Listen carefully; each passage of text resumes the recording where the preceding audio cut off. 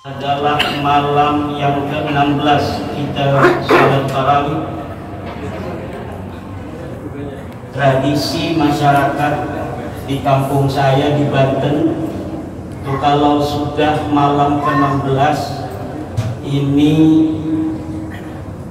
ibu-ibu sibuk bikin ketupat. Kenapa? Untuk menyambut imam baca doa kunut. Ada yang bikin ketupat, ada yang bikin lemper, ada yang bikin selimpo. Saya tidak tahu apakah di daerah lain ada di Indonesia yang dalam menyambut malam 16 Ramadan ada tradisi bikin ketupat atau tradisi kunutan. Ini tugasnya Les Bumi, bukan tugasnya LBM. Ini mesti dimitigasi di Indonesia ini, daerah-daerah mana saja yang ada tradisi kunutan dalam menyambut kunutnya imam, karena ini adalah tradisi Islam Nusantara.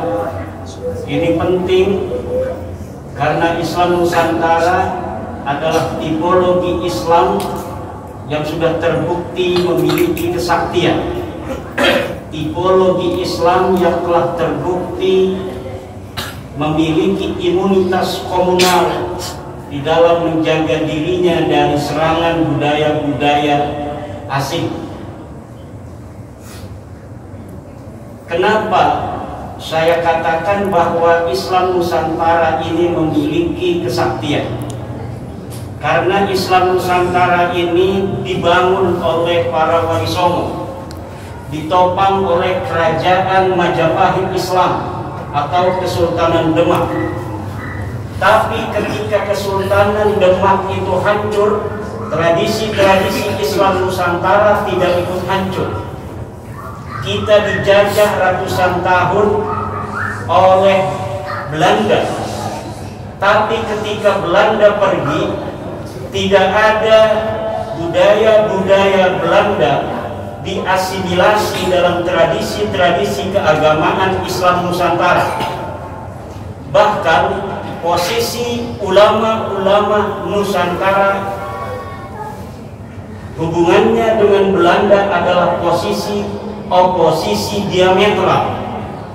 Tidak ada ulama-ulama Nusantara yang mau bekerja sama dengan Belanda.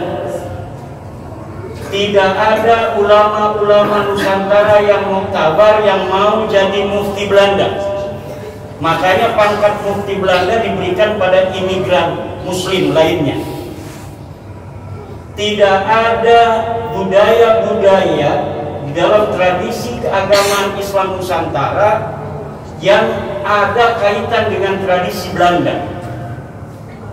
Ulang tahun Ratu Wilhelmina, pesantren-pesantren, para kiai-kiai zaman itu tidak ada yang mau ikut instruksi Belanda untuk mengadakan ulang tahun Ratu Belanda. Tidak ada destinasi-destinasi ulama-ulama Nusantara, basic pesantren yang mengadakan ulang tahun Ratu Wilhelmina. Inilah bapak-bapak, ibu-ibu sekalian, yang saya katakan bahwa Islam Nusantara sebagai sebuah konsep yang dimunculkan Nahdlatul Ulama 2015 memang telah terbukti memiliki kesaktian dan imunitas komunal. Bahkan tahun 1927 Muktamar NU itu masih mengambil sebuah keputusan muktamar bahwa menggunakan dasi, celana panjang, jas itu hukumnya haram. Kenapa haram? Karena ini tasyabuh dengan Belanda. Ini adalah upaya perlawanan dari kalangan Nahdiyin ketika itu kepada hegemoni penjajahan Belanda. Tahun 40-an Kiai Wahid Hasim mendobrak keputusan itu beliau menggunakan jas, menggunakan dasi, menggunakan celana panjang. Ansor kita pada ikut Kiai Wahid Hasyim.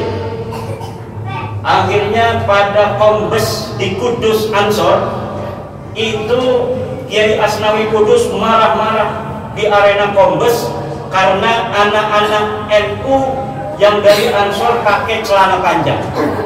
Setelah merdeka tahun 50-an, Kiai Saifuddin Juhri bertemu dengan Kiai Asnawi Kudus.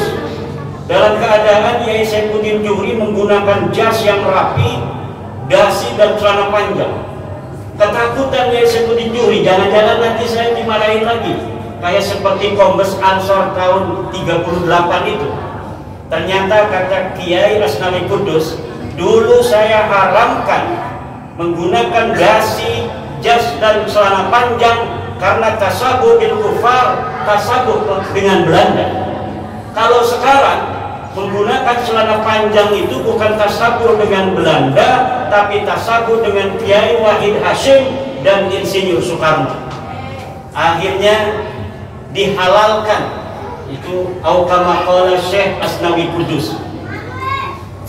Setelah merdeka pula, ajaran-ajaran Nahdlatul Ulama yang merupakan kristalisasi pelembagaan dari ajaran-ajaran Wali Songo yang kemudian di 2015 kita kenal juga dengan istilah Islam Nusantara, telah mampu beriringan dengan Pancasila dalam menciptakan bangsa dan negara Indonesia dalam ketentraman yang tiada.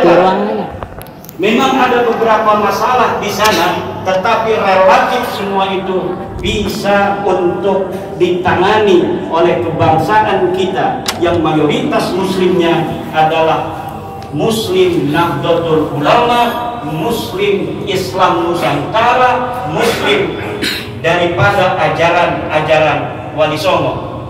Maka ketika kita hari ini ingin ikut serta dalam rangka menjaga ketertiban dunia, sudah saatnya Nahdlatul Ulama membawa konsep Islam Nusantara ini bukan hanya ke level nasional, tapi juga go internasional.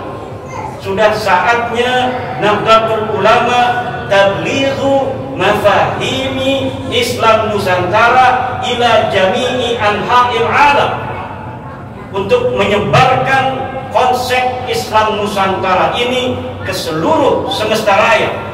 Kita ajak seluruh agama-agama di dunia agar mempunyai konsep yang sama dengan Nahdlatul Ulama, yaitu dasar tawassul, tawazzun dan i'tidal.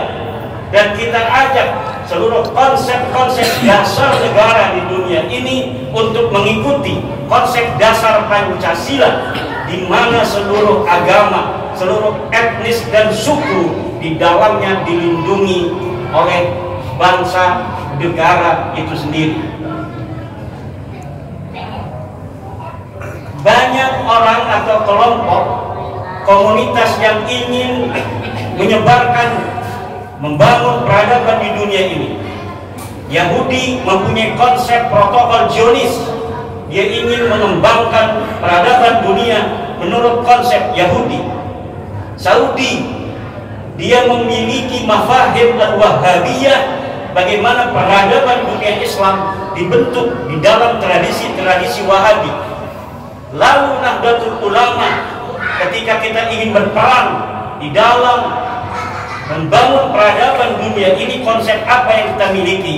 Konsep yang kita miliki adalah konsep Islam Nusantara. Maka sudah saatnya kita kristalkan ini konsep Islam Nusantara untuk merawat jagat dan membangun peradaban al-muhafadzah al-qadimis salih wal akhdhu bil jadidil aslah, yaitu dengan membakukan konsep Islam Nusantara baik di dalam definisi, filosofi maupun teori.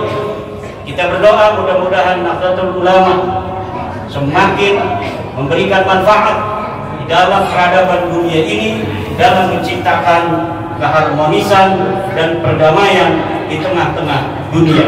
Demikian wallahu huwal muwaffiqu ila aqwamit thoriq.